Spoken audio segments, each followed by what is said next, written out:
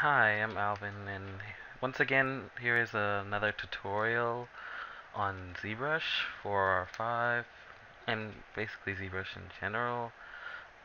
This video is going to cover the importance of subdivisions.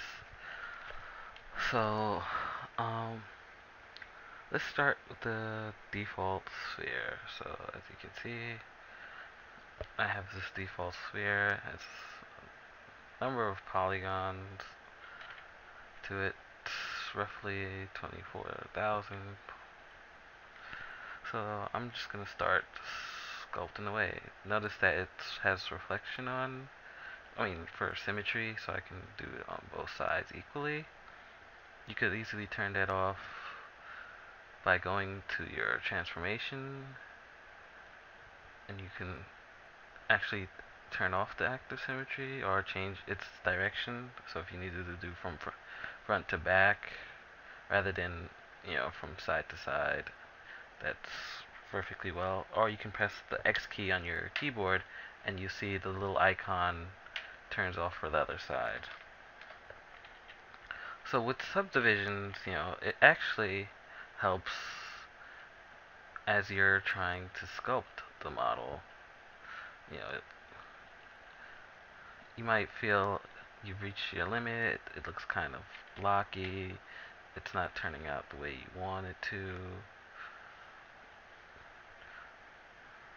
So you can always increase the number of subdivisions so you have more to work with. So under your geometry, right now this is basically how a model would look at its lowest subdivision, and then as you gradually increase, you can start to do more and see it change more. And so this by default, this one had already 3 subdivision level.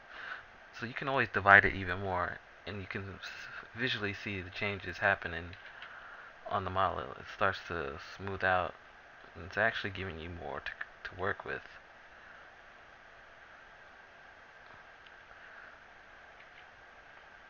So it's like you're not limited to what you already have.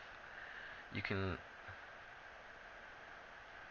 continue to divide a model as much as you want, because ZBrush is made, as you can see, to handle poly counts into the millions and still maintain the model that you're working on. So that way you can get really high details into anything that you're doing.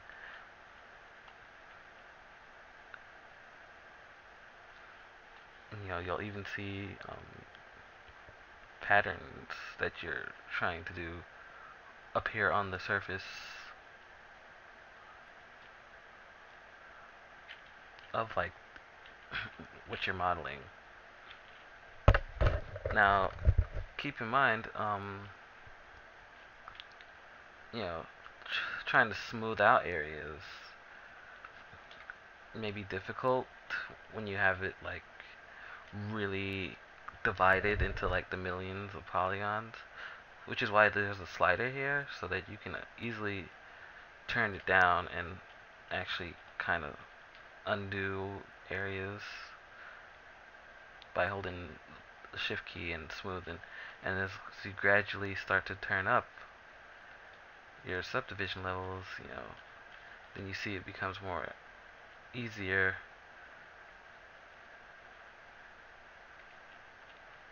to kind of, erase what you had done to this area. So I'm just smoothing it out, changing subdivision levels.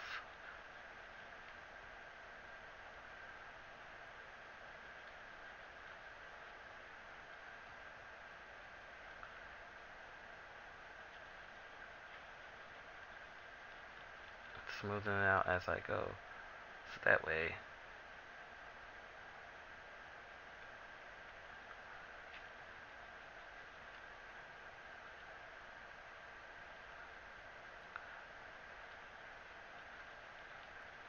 by the time I get to my max subdivision level that I currently have,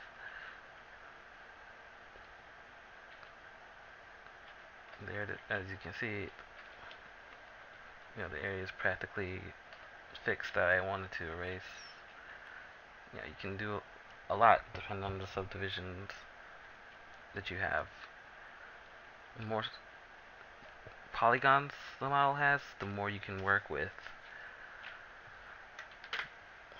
This was another tutorial. Feel free to ask about anything, and I'll be sure to make a video for it. Thank you for your time.